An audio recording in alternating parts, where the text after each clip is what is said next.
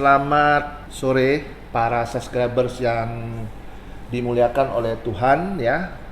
Hari ini saya berada di ruang kerja Bapak Eril Prima Putra Agus ya, Dr. Eril Prima Putra Agus, sarjana hukum, magister hukum. Saya sekarang berada di kota Ternate, Maluku Utara ya. Tamu kita hari Kamis. Hari Kamis ya? Ya. Hari Kamis ya. Tanggal berapa ya? Tanggal 15 ya? 15 ya. Hari ini saya kedatangan tamu kita ya.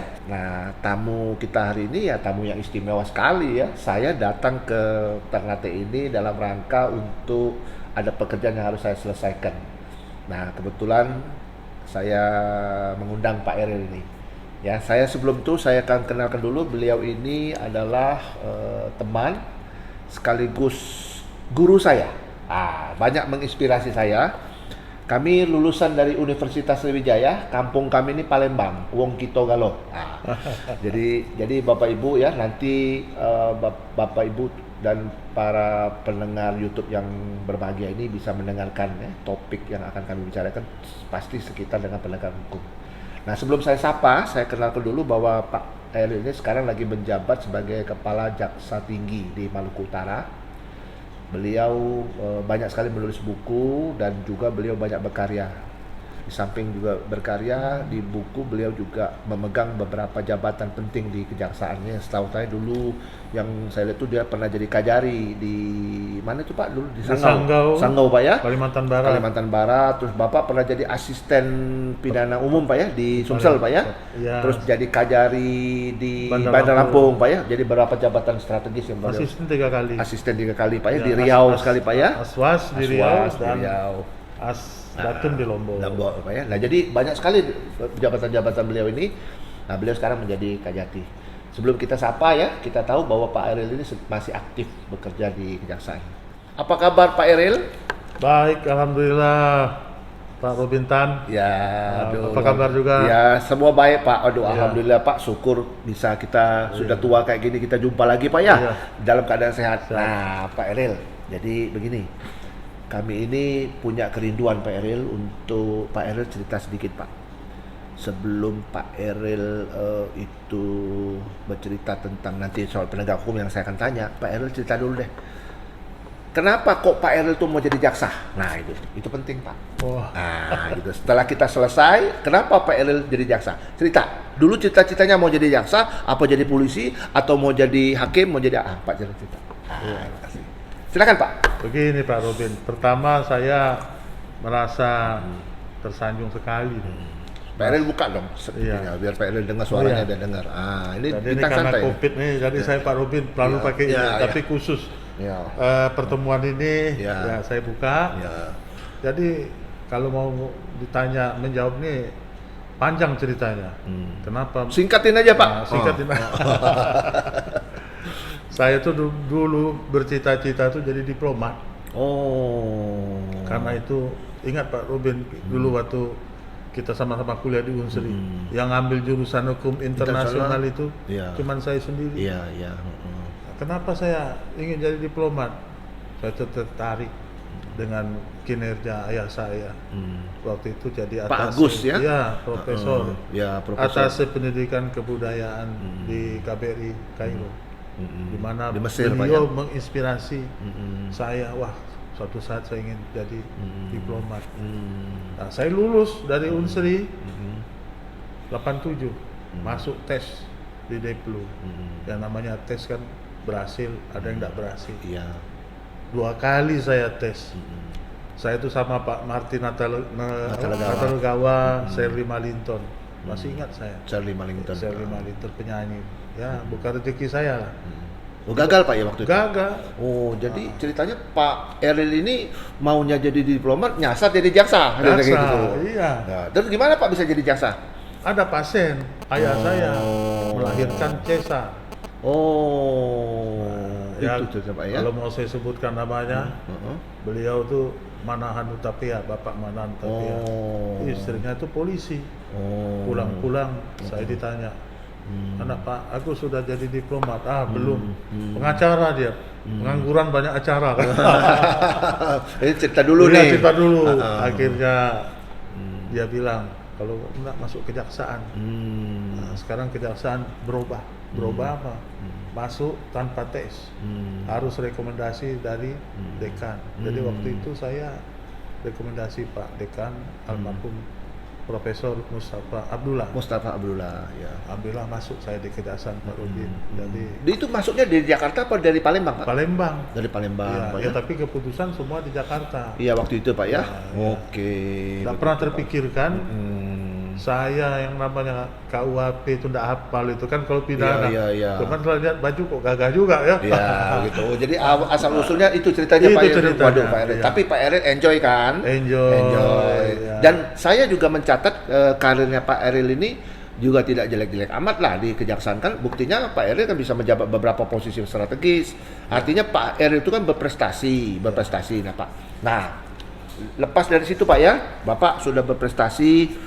Pastinya Pak, saya ini mendapat banyak titipan dari para subscriber nanya sama Bapak nih. Ya. Nah, apa yang menjadi kesan yang paling Bapak dapat dari penegakan hukum selaku Bapak? Baik itu Bapak kan waktu berkarir itu kan pasti dari dulu jadi jaksa penuntut umum dulu kan, dari seksi terus naiknya kan jadi itu kan bekerja langsung di pengadilan dan sebagainya. Oh, saya dari bawah sekali Pak Ya, Rudin. ya. Dari tata usaha. Oh, TU dulu. Pernah jadi sopir, pengawal tahanan. Ya, PPJ, Iya, PPJ langsung iya, kan itu Pak. iya. Nah, oke.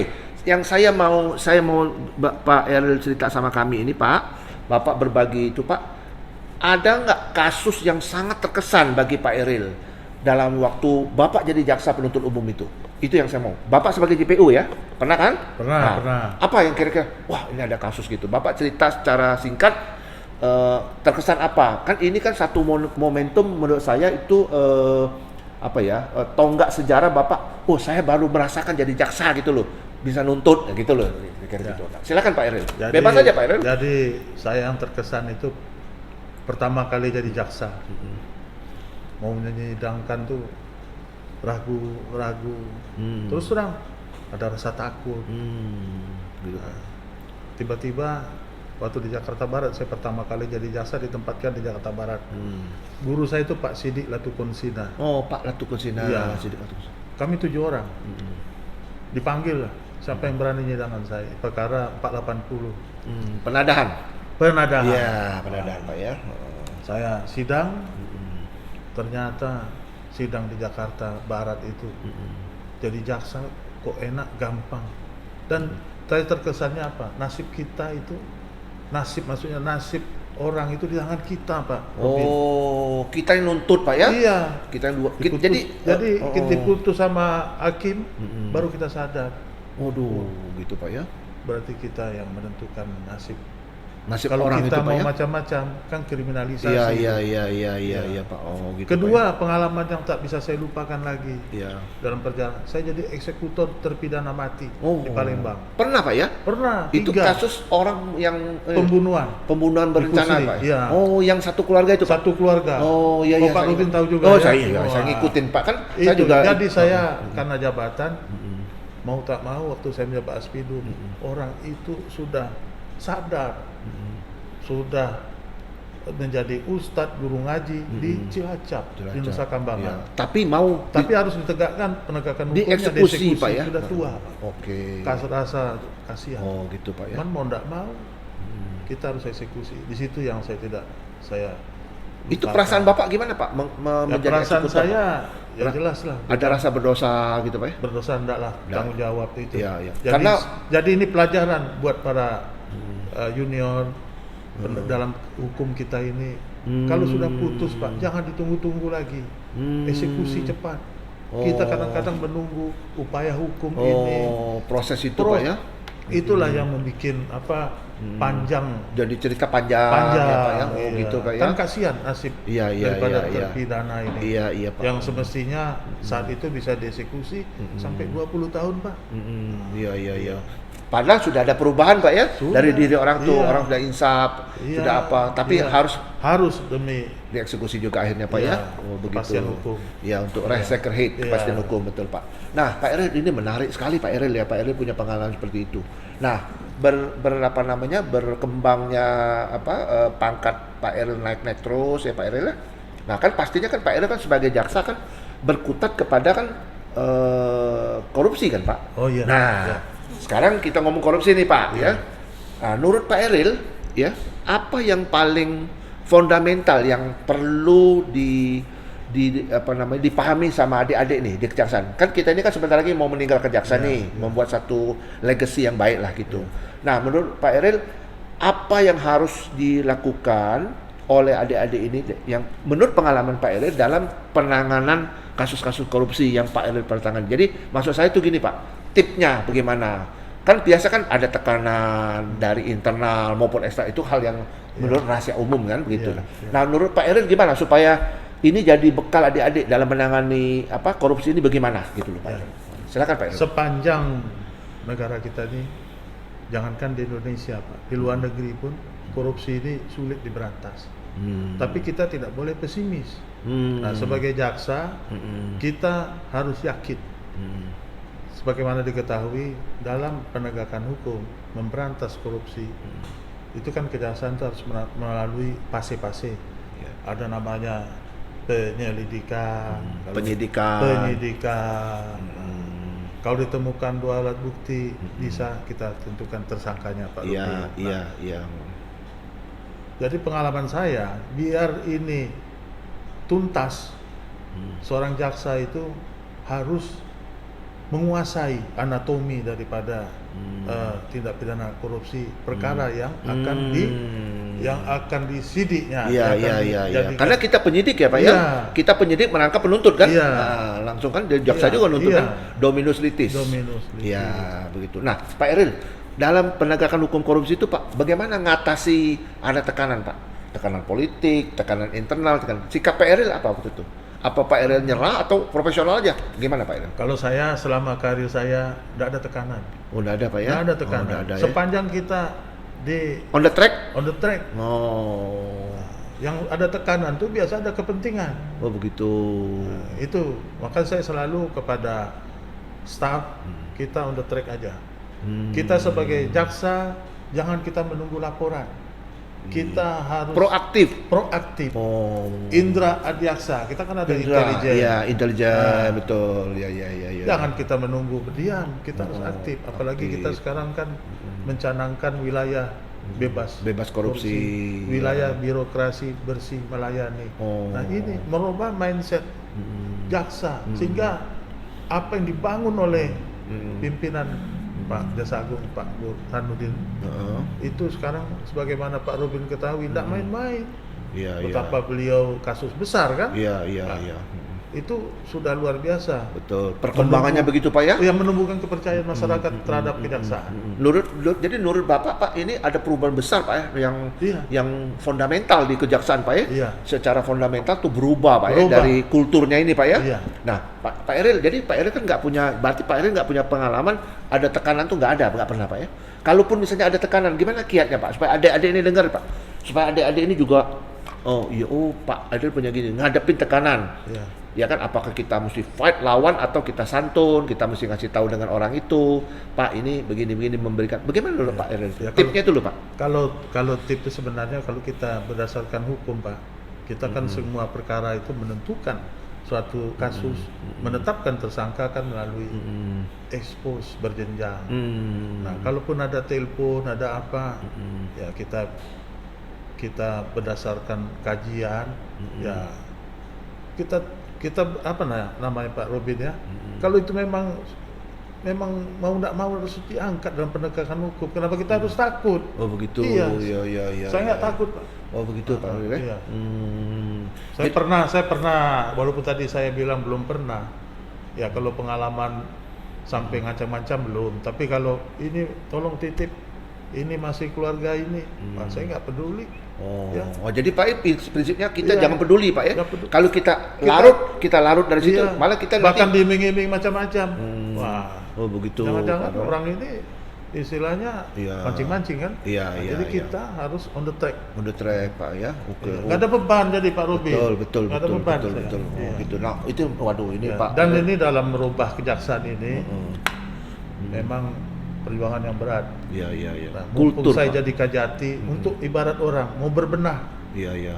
itu kan kita harus Betul. masuk ke rumahnya. Iya. Nah, Iya. apa yang kita lihat dulu di luar, Iya, iya, iya. sekarang kita sudah di dalam. Iya, iya, iya. Jadi harus berbenah, meningkatkan soliditas, integritas. Nah, itu penting itu. Betul, betul, Pak. Betul, betul. Oh, betul. Jadi berarti Pak terbukti Pak kan dari doktrinnya Lauren M. Friedman mengatakan ada 3 pilar hukum ini Pak. Yang pertama itu hukum itu sendiri, normanya itu sendiri, aturan sendiri. Yang kedua SDM-nya, yang ketiga kultur. Nah, kultur ini yang ada EUPKW, gak enak hati, atasan yang minta tolong, ataupun orang-orang lain yang minta tolong, saudara minta tolong, sebagainya. Kita harus profesional, kira lebih gitu Pak ya. Oh begitu Pak. Dan meningkatkan juga ilmu kita, sekolah-sekolah. Oh, jadi kita bisa, ya kita sekolah dari luar, belajar Pak ya, belajar dari teman, belajar dari praktek, belajar dari mana. Ilmu itu kan tidak terbatas ya Pak. Saya juga belajar dengan Pak Rubin. Jangan begitu Pak, aduh jadi malu saya. Tapi ya memang beginilah ya kalau orang yang rendah hati nih Pak Dr. Eril Prima ini. Pak Eril, ini sudah kita mau di ujung nih ya, di penghujung bincang-bincang santai ini Pak. Pak, apa yang menjadi mimpinya Pak Eril? Kan kita ini kan tidak selamanya kan ada di kejaksaan, kan karena usia Pak Eril juga sudah menjelang untuk kan tidak lagi boleh di jaksa struktural kan nanti kan di fungsional kan sudah ini kan. Kalau usia 60. Ya 60 kan struktural masih boleh. Setelah 60 tidak boleh lagi kan masih fungsional kan gitu. Nah, fungsionalnya sampai 62. Nah, oke. Artinya begini Pak, yang saya harapkan dari Pak Eril kan apa yang harapan Pak Eril itu loh. Kan Pak Eril kan sebagai insan adiaksa ini. Apa harapan? Kan kita boleh kan Pak, orang tuh mengharap nanti setelah pengadilan Pak Eril selesai kan di kejaksaan ini, apa harapan Pak Eril? Ini khusus untuk adik-adik nih. Adik-adik kita nih banyak nih. Jadi aspidum, aspidsus, itu adik-adik tuh pasti kan umurnya pasti gitu kan. Mereka tuh. Terus jenjang karirnya bagaimana Pak Eril harus kan kata Pak Eril kan sudah mau berubah. Saya dengar nih Pak Eril, ini saya nggak ngomong personnya lah, tapi saya dengar di karirnya penilaian terhadap kinerjanya kajari-kajari ini, adik-adik ini kadang-kadang juga nggak fair kan. Misalnya orang jadi kajari sekian bulan dinilai terus dijadikan, nah itu menurut saya itu juga kurang fair. Nah, bagaimana menurut Pak Eril harapan Pak Eril ke depan tanpa kita tendensi untuk menyalahkan apa-apa Pak Eril? Ini kira-kira menurut Pak Eril apa? Ini mimpi Pak Eril dan harapan Pak Eril. Inilah harapan saya. Jaksa itu adalah seorang ahli hukum. Jadi dia jangan taunya KUHP atau KUHAP. Dia harus banyak belajar Pak Rudi. Apalagi menghadapi perkembangan sekarang Pak ya? Apa namanya itu? 04 ya? Ya. Perkembangan 4.0. 4.0 ya. Lebih ahli Pak Rudi. Cryptocurrency, Bitcoin, drone, itu. Artificial intelligence. Era digital sekarang. Era digital Pak sekarang. Harus banyak belajar. Iya, betul. Kejahatan lintas negara. Iya, transnational cybercrime. Itu sudah lama Pak. Itu 20-30 tahun lalu. Sekarang ini artificial intelligence Pak. Yang otak manusia itu di cloning ke dalam robot, berkembang Pak, dia bisa bunuh orang. Bapak kan pernah baca kan? Pernah. Nah, Bapak dengar waktu tahun 2015 itu ada kasus Pak. Ada di Swedia itu ya? Di Jerman ya? Di Volkswagen. Dia bukan di Jerman Pak ya, itu kan robot bunuh orang kan? Di mobil itu kan di tempat ujung-ujungnya apa? Bingung juga hakimnya kan, ujung ganti rugi coba. Nah, sekarang bagaimana? Memang kelihatan artificial intelligence itu Pak, dia ngelihat kayaknya ini dia mau terancam seolah-olah. Jadi dia melakukan pembelaan diri. Nah, sekarang siapa yang disalahkan? Apakah programmernya? Kan programmernya nggak salah. Dia tidak untuk dirancang untuk membunuh, tapi dia membunuh orang. Faktanya seperti itu. Pak Eril kan bisa bayangkan Pak, kalau jaksa kita ini yang seperti Pak Eril bilang, kalau kita nggak mau belajar, ketinggalan Pak kita nih Pak. Kedua peraturan. Nah, kita baru tahu pemerintah ini kalau ada, ini nggak ada yang ngatur kan, baru dibuat peraturan.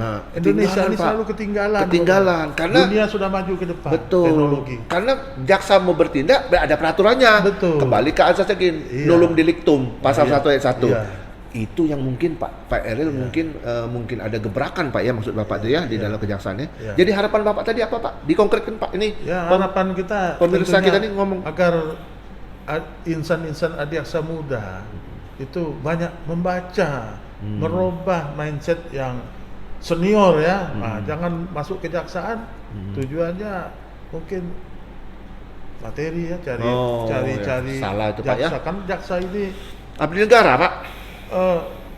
suka pamer segala macam ya. Nah, masalah itu. Kalau mau jadi jaksa itu ya justru Mewakafkan diri, Pak. iya, banyak berkorban. Kayak saya lama mengabdi di daerah, susah. Ya memang kita sebagai pegawai negeri mengabdi kepada negara, padamu negeri kan. Iya, betul, Pak. Kedua, sekolah juga harus Pak, ya. ini. Jadi jangan Integritas perlu, Pak, ya. ya jelas itu perlu. Pasti itu Baru penting. pindah mau pinta lagi ke Jawa. Ya. Jadi saya sangat salut sama teman-teman dan saya sangat bersyukur ditempatkan di Maluku Utara. Daerah saya Pak Rupit jauh-jauh. Nah, kalau masalah kenyamanan di mana itu tergantung dari kita. Mindset kita. Buatlah kita nyaman. Mindset kita, Pak, ya. Mindset kita. Di mana kita bertugas kita harus nyaman. Kalau sudah nyaman kita akan sukses dalam bekerja. Pak. Bisa berkarya, Pak, ya. Berkarya. Tapi kalau kita sudah tidak nyaman, menunggu kapan dipindahkan, kerja begitu. Betul, Pak. Di mana itu saya tekankan sama Pak Waka, asisten. Kan ada kan Pak Eril istilahnya tuh di mana bumi dipijak di situ langit dijunjung. Nah, itu. Jadi waduh luar biasa ya para subscribers yang berbahagia ya. Saya bisa menyimpulkan apa yang dalam pikirannya Pak Eril, Dr. Eril ini. Beliau ini sangat mencintai sekali Korp Adiaksa ya. Seperti saya juga mencintai Korp Adiaksa. Saya datang ke sini karena saya mau membantu membangun apa yang dicita-citakan sama Pak Eril. Jadi saya simpulkan yang apa yang disampaikan sama Pak Eril ini, Pak Eril itu punya mimpi yang besar terhadap Korp Adiaksa ini, terutama Adiaksa yang muda ini, untuk banyak-banyaklah menggali ilmu karena dunia ini sudah berubah. Pak Eril sudah tadi mengatakan bahwa ada namanya era digital. Era digital ini ya mau tidak mau ya harus kita ikut. Sekarang mana ada orang mimpi dulu, sekarang ada e-banking, mana ada dulu Pak ya, dulu ada ATM, sekarang sudah, kantor kita tuh di dalam HP. Di dalam HP. Nah itu, jadi artinya ke depan kata Pak Eril ini yang saya tangkap nih dari Pak Eril, bahwa kejaksaan ini harus move on, harus berjalan sesuai dengan perkembangan zaman, teknologi dan perkembangan zaman, gitu Pak ya. Nah inilah kira-kira para subscribers yang berbahagia ya, bincang-bincang santai ini. Saya harapkan ini akan jadi berguna buat kita semua, dan saya harapkan juga nanti Pak Eril jangan bosan-bosan Pak Eril, nanti kalau saya minta lagi untuk bicara Pak Eril lebih banyak lagi cerita pengalaman Pak Eril ya. Terima kasih Pak Eril ya. Sama-sama. Saya terima kasih juga. Sehat selalu Pak ya. Salam hormat buat keluarga ya. Terima kasih. Tetap sehat dan terus berkarya.